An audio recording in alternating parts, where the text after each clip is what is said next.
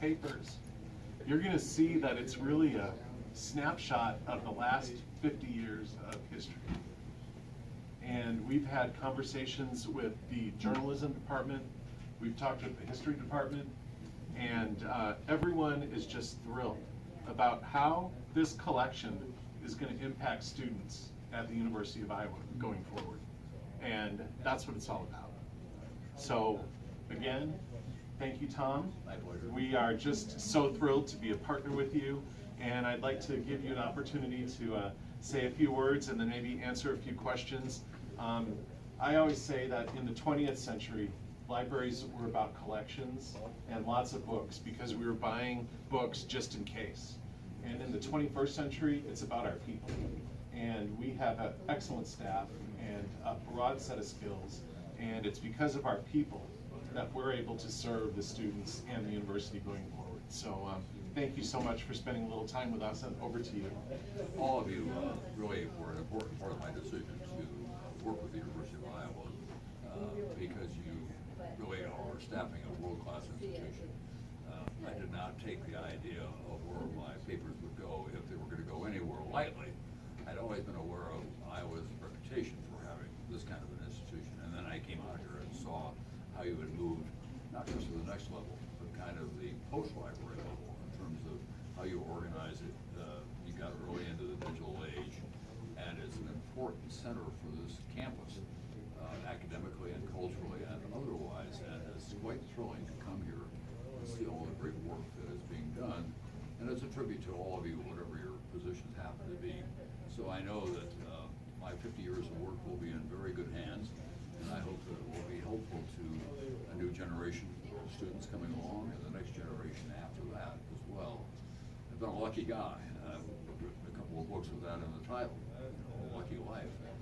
And it began out of the Great Plains of South Dakota, where I had an enormous curiosity, and I wanted to know what was going on over the horizon. And I paid attention to political developments from an early age on, and cultural and social developments from an early age on. And I never thought I would have the opportunities that I've had to see firsthand the unfolding of history all over the world in this country as well. And history, as we all know, is a very dynamic discipline. It's constantly changing. I remember when I first went to work for NBC, I had worried that all the big stories had already happened. Not quite to be true. And the first big story that I covered as a young reporter, but I was only in Omaha at the time, was the assassination of John Kennedy. And that was an abrupt end of my age of innocence about what can happen, to your most cherished thoughts and dreams, and how it could transform the country, as it did. It unleashed a cataclysmic change in this country. We got deeply involved, more deeply involved in Vietnam. We had the riotous year of 1968 when Lyndon Johnson was forced to leave office, and the Democratic Party rose from the ground up to try to take control. I was in Chicago when effectively we had wars in the streets.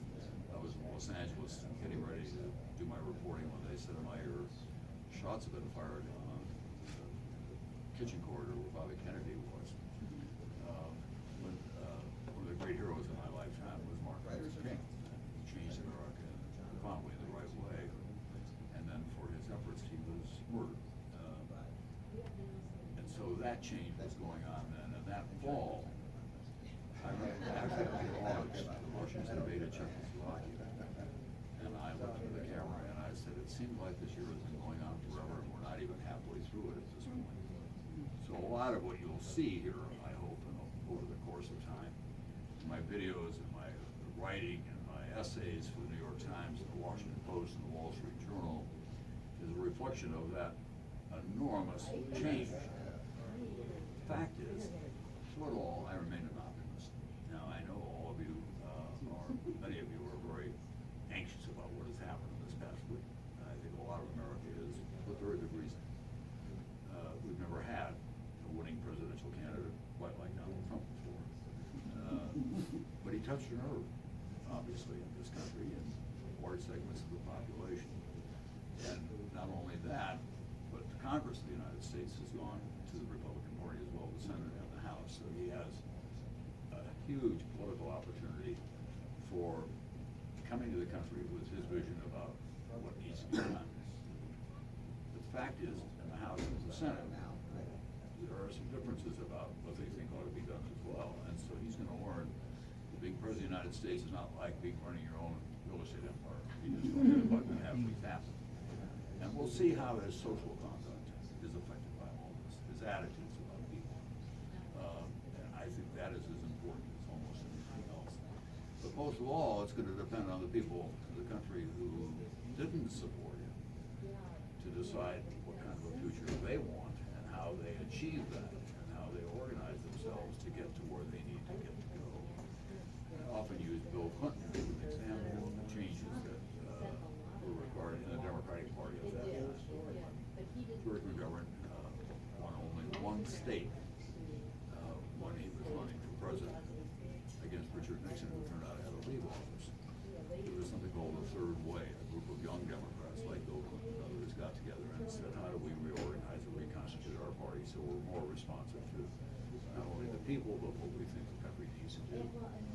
And I feel strongly that something similar to that is going to happen across the political spectrum. You know, the conservatives are going to have to decide do they want to be a largely all-white party and just to the right of the political center. The Democrats and other liberal progressives want to decide that they want to be something that can reach across borders and do things. Iowa, for me, is a very good example. When I was a young reporter, Iowa was a progressive state in terms of its politics. Harold Hughes was the governor. You had John Culver as the senator. Clark. I saw Jim Leach last night, who was a moderate Republican from the eastern end of the state. And then it changed. And now it's a very conservative, ideologically based state, big evangelical movement here. How and why did that happen? And what you can learn from that transition, my own kind of, from a distance impression is that a lot of young people who might have been inclined to more liberal politics moved out of the state and moved to other areas where there was a more invigorating environment for them. And what was left behind were the evangelicals who feel passionately, and they cannot be criticized for feeling passionately about their values, about their faith, about what's going on in the American culture, about the place of same-sex marriage and now transgenders, and the place of abortion rights in America. They have issues with that. And as American citizens, they have every right to have issues with that. And how do you find a place where everybody can get into a common room and not be shouting, but decide how we're going to move forward from here? So that's my quick and easy take on what's going on. And I hope in these papers and in the, as you'll see, the experience that I had as a reporter tracing the evolution of politics in America, culture in America, and the economy in America, that there will be some lessons learned. I did the first documentary, for example, on AIDS. And AIDS was something that was out of sight, out of mind. Larry Kramer, some of you know who he is a playwright, was very involved. I knew him, and he stopped me on the street one day and he said, there's something going on in America, Tom, you have to pay attention to. And it turned out it was the AIDS epidemic, and we did that story. And that's what journalism does. Then I have been witness to the digital age and how it's come along, done a lot of work on that. There's never been anything more transformational in my lifetime than the digital age. And we're just at the beginning of it. It's going to change everything that we do. It's going to change everything from communication to research, to commerce, to medicine, to scientific research.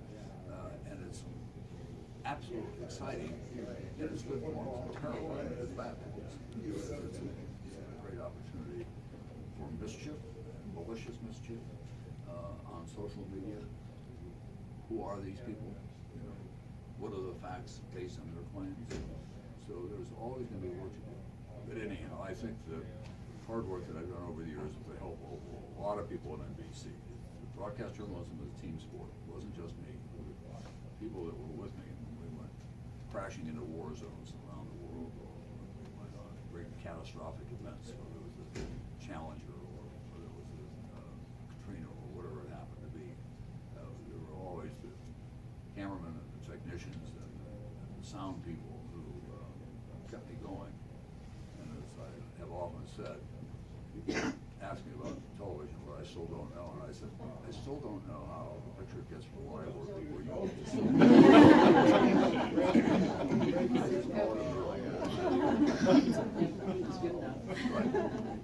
So if you have any questions, I'd be happy to try to answer. Yeah.